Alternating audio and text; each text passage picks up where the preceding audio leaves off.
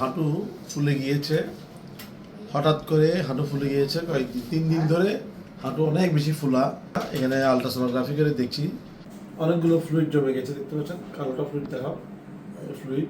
আবার আমরা এভাবে দেখতে পারি, দেখেন কতগুলো ফ্লুইড, কালোটা ফ্লুইড, জয়েন্টে অসম্ভব ফ্লুইড জমে গিয়েছে।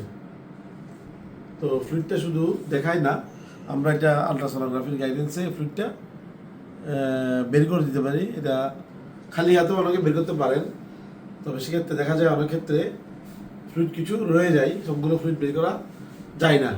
তো পারফেক্টলি টোটাল ফ্লুইড বের করতে আমাদের আলট্রাসোনোগ্রাফির সাহায্য নেওয়া উচিত। আমরা ওনার আলট্রাসোনোগ্রাফি করতে গিয়ে দেখলাম অনেক ফ্লুইড, কিন্তু ওনার হাঁটুতে ক্ষয় বা অস্টিওআর্থ্রাইটিস সেই হিসেবে বেশি না, হাঁটুর ক্ষয়টা কম। আমরা আলট্রা করে দেখলাম, তাহলে আমরা ভাবলাম যে তাহলে কারণটা কি।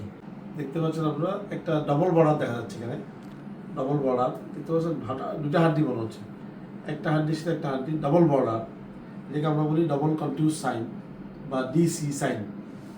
তো এই ডিসি সাইনটা সাধারণত আমরা পাই গাউট বা ইউরিক অ্যাসিড লেভেল বেড়ে গেলে।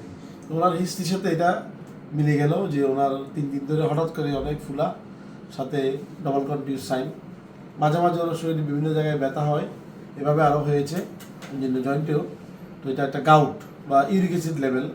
আপনারা জানেন ইউরিক অ্যাসিড দিয়ে গাউট সবসময় বোঝা যায় না, অনেক সময় গাউটের ব্যথা যখন হয় ইউরিক অ্যাসিড অনেক সময় নর্মাল থেকে থাকে, তাই সবসময় ইউরিক অ্যাসিড দিয়ে বোঝা যায় না। কিন্তু আমরা যখন আলট্রাসাউন্ডে পেয়ে যাই তখন মোটামুটি এটা কনফার্ম যেটা গাউট। আমরা এটা টেকনিক্যাল ডায়াগনোস করেছি গাউটিয়ার্থাইটিস। আমরা এখন ফ্লুইডটা বের করে দিচ্ছি, আপনারা দেখতে পাচ্ছেন, এবং ওখানে দেখেন নিডেলটা দেখা যাচ্ছে। এটা আমরা ফ্লুইডটা বের করে দিচ্ছি, বিক্রি করো।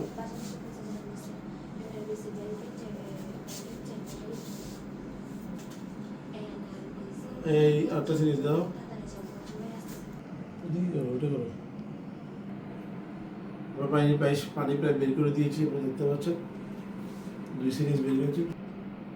আমরা পানিগুলো যে ফ্লুইডগুলো প্রায় সবগুলো বের করে দিচ্ছি আলট্রাসোনোগ্রাফির সাহায্যে। আমরা এটাই সুবিধা যে আমরা কমপ্লিট পানিটা বের করে দিতে পারি,